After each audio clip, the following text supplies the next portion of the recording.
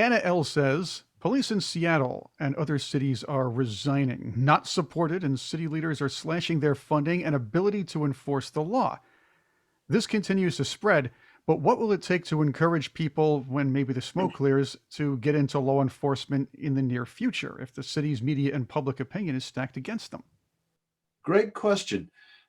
It's one of those topics which, why do people serve in the emergency services or in the military or anything else?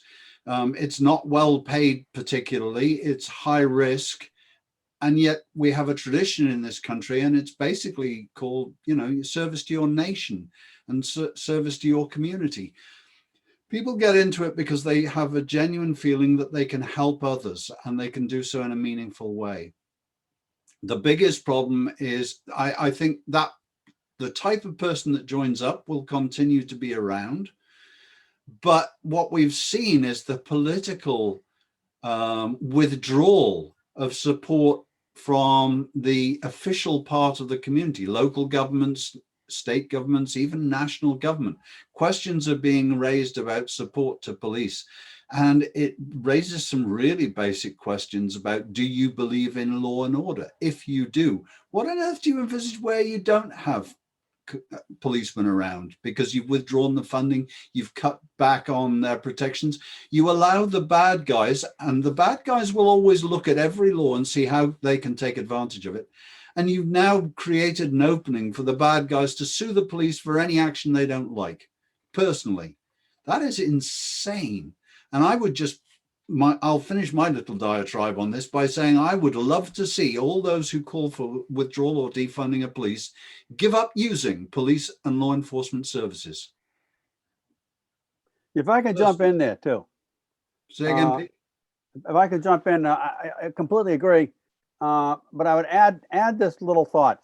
At the individual level, an individual motivation for joining a police force or fire force or joining the military is often altruistic. But from a society's perspective, one of the ways you pay should be in quotes, that you pay people to be police, for example, pay people to be in the military, is you accord them honor. You give them essentially non-monetary pay. You hold them in higher regard. If you strip away that higher regard, if you say, no, you're all a bunch of dirtballs, we hate the police, and I'll be followed obviously eventually by hate the firemen and hate the military. At a certain point, the self-motivation numbers start to shrink. And you are in fact going to have a very difficult time recruiting, and particularly recruiting and holding on to people. One of the things you already see as these things start to percolate through the police force, the fire force, the military, etc., is you see a lot more people hitting the 20 years in a day mark and retiring. And those are the guys, by the way, you really need. The sergeant major equivalent in the our sergeant major army rank, in whatever that equivalent rank is in your particular police force, those guys who have been in 20 years, 25 years, and who really do understand how police work works. They really do understand the city. They really do understand the various neighborhoods. They understand the gangs and all the issues. Those guys are worth their weight in gold. And those are the guys who are getting out. Right. So there's a real problem here, and that problem is going to manifest itself in much greater degrees of difficulty in the next couple of years.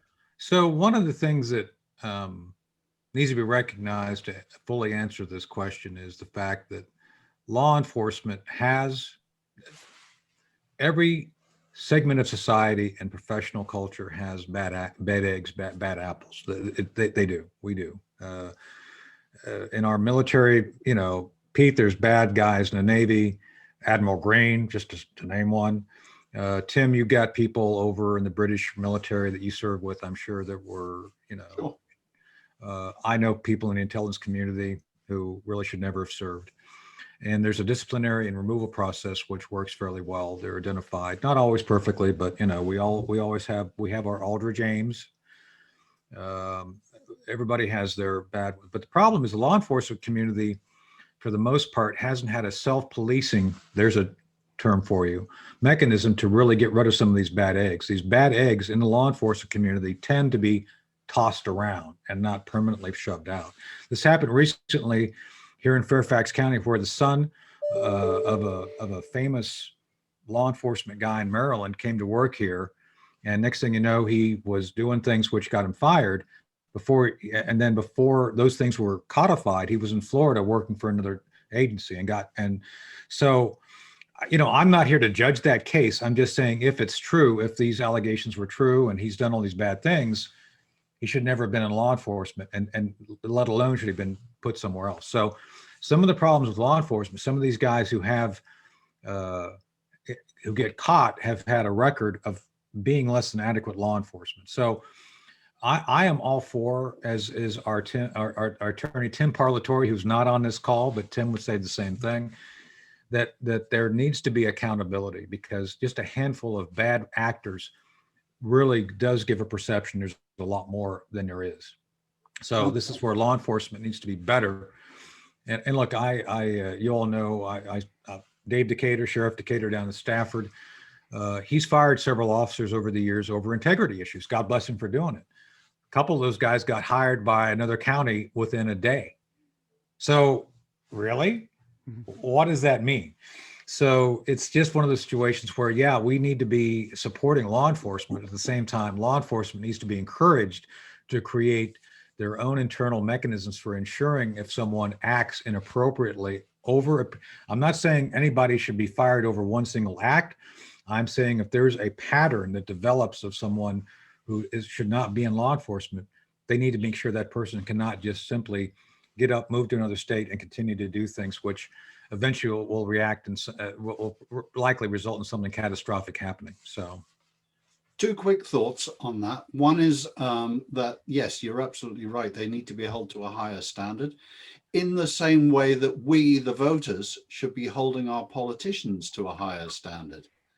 And one has to wonder if I can put it this way, the politically easy thing to do is to criticize. There are two types of criticism, constructive and destructive. We seem to have moved into an era of destructive criticism where, for example, they are suggesting defund the police, and they're not offering a clear counter proposal that would improve the safety and welfare of their communities. And that is the other part of this, is that what is clear is that the defund the police movement is having consequences, real life consequences, in increases in violent crime and crime generally.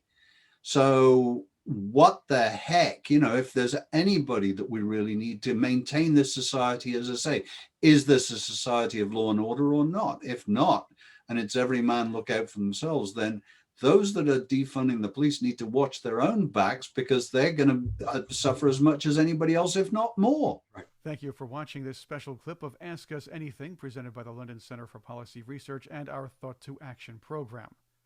If you'd like to see the full video, please join our Patreon page, patreon.com/thought-to-action. That's patreon.com/thought-to-action. Once again, please join our Patreon page, patreon.com/thought-to-action, patreon.com/thought-to-action, and thank you for watching this video.